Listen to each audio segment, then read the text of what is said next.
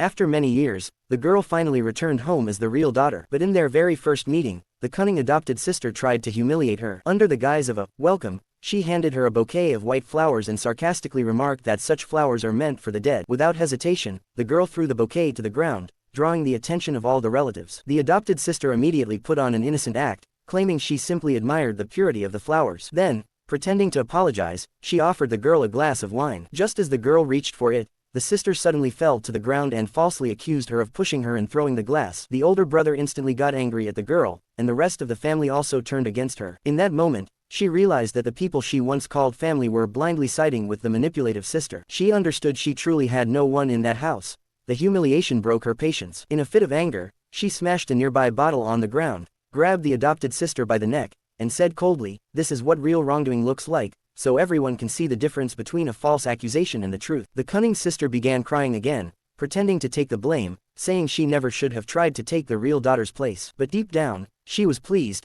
knowing the family would still blame the girl.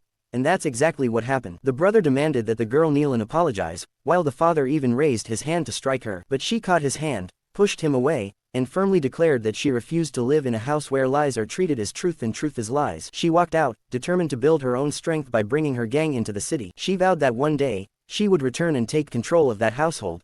At that moment, an elderly woman approached her and offered to help with her plan. She admired the girl's courage and boldness.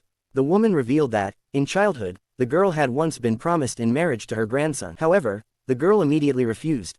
The elderly woman then explained that she needed help managing her grandson, as she had once cared for the girl like her own. She had even nursed her as a baby. Out of gratitude, the girl agreed to help. The next day, she arrived as the boy's private tutor. The boy ignored her and even mocked her by throwing a cold drink at her. But she quickly overpowered him and slammed him to the ground. Frightened, he immediately apologized. Under her strict training, the boy gradually changed completely and began to obey her.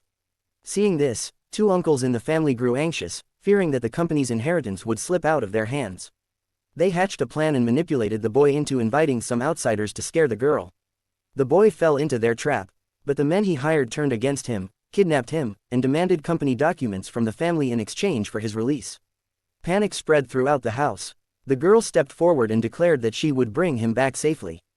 Because now, it was no longer just a responsibility, it was her own decision. She had come to protect this family, and no matter what, she would not let it be destroyed.